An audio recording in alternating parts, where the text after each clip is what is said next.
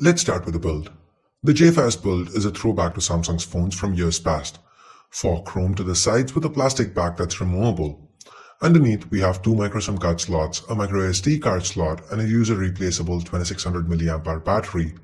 I do prefer a dedicated microSD slot over a hybrid slot, so points to Samsung here. To the front, on top, we have a LED, earpiece, sensors, and a 5-megapixel front-facing camera.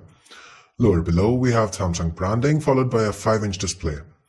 At the bottom, we have the familiar physical home key flanked by the capacitive recent apps and back keys. Note that these keys aren't backlit.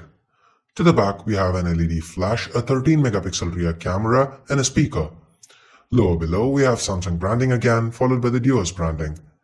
We have the volume rockers to the left and the power button to the right. The microphone, micro USB port, and the headphone jack can be found at the bottom.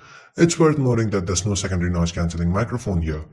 The J5 is 7.9mm thick and weighs in at about 145 grams. Given the form factor, it's pretty easy to hold and use single-handed. Being smaller than the J7, the slippery pack isn't so much of a concern here. Moving on, underneath the hood, the J5 is powered by the 64-bit Snapdragon 410 chip. That's 4 Cortex-A53 cores clocked at 1.2 GHz each, coupled with an Adreno 306 GPU and 1.5 gigs of RAM. Snapdragon 410 on the J5 performs like pretty much every other implementation we've seen in the past.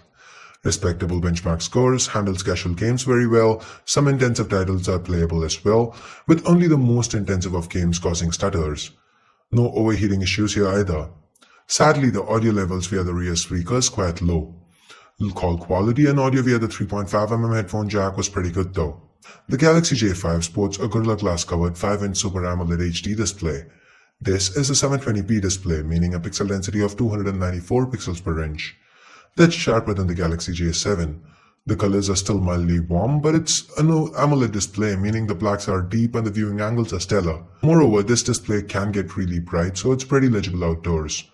Again, Samsung's failed to include an auto brightness sensor here, so you'd have to keep manually adjusting brightness. It's really disappointing, especially when you take into account that Samsung skimped out on other basic sensors as well, so things like the compass aren't going to work here. Additionally, the J5 can detect only 2 touch points at once. This is surprising given that the J7 can detect 10. Do note that this hasn't really affected my day-to-day usage of the device though. On the bright side, the J5 has support for USB OTG, and that's a welcome addition given that there's only 8 gigs of onboard storage with less than 5 gigs available to the end user. Now, all this is powered by a 2600 mAh user-replaceable battery, and the battery performance was great. On a looping video playback test, the Galaxy J5 lasted close to 12 hours before running out of juice. I constantly got over 5 hours of screen on time with my typical usage. If that wasn't enough, Samsung's thrown in power-saving options including the ultra power-saving mode to help you get more out of this battery. Let's now talk about the cameras. The Galaxy J5, like the J7, has a 13-megapixel rear camera and a 5-megapixel front-facing shooter. The rear camera performs decently. Images shot with it have ample levels of detail, the colors were natural, and thanks to the wide aperture, you can get some beautiful bokehs here. Like the camera on the J7, the one on the J5 also has a tendency to mildly overexpose shots at times. Under low or artificial lighting scenarios, the performance was again adequate.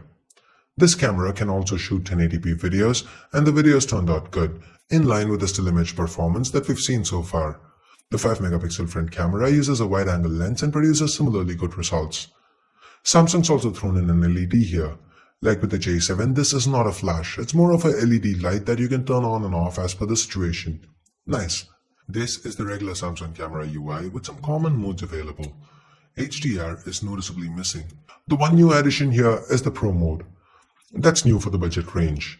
But it's bare bones, it's been stripped down a lot, and all you can do is just change the white balance, exposure, and ISO. Anyway, the camera UI is pretty slick, responsive, shutter speeds fast, focus times are okay, no lag while jumping between the camera and the gallery. I really like the inclusion of the quick camera launch feature here. This lets you double press the home key to launch the camera at any time. Talking about the user interface, the Galaxy J5 runs on Android 5.1 Lollipop with Samsung's new TouchWiz UI on top. This is the new and deep-loaded TouchWiz, so the performance is quite good. There's a bunch of Samsung's own apps and even a few Microsoft apps pre-installed. Additionally, there are quite a few games preloaded, and sadly, these can't be uninstalled, just disabled. Then there's the theme store that lets you customize the look and feel of the UI. The Samsung theme store has been growing quite fast and you have a lot of themes to choose from. In association with GameLoft, the J5 also ships with an app called GameZone on board. This app provides you in-game credits for up to 3200 rupees for these 4 games. If you are interested in any of these games, this might be a sweet deal for you. Overall, the user experience on the Galaxy J5 was pretty decent. The user interface felt smooth with apps opening up quick without any lag or stutter for the most part.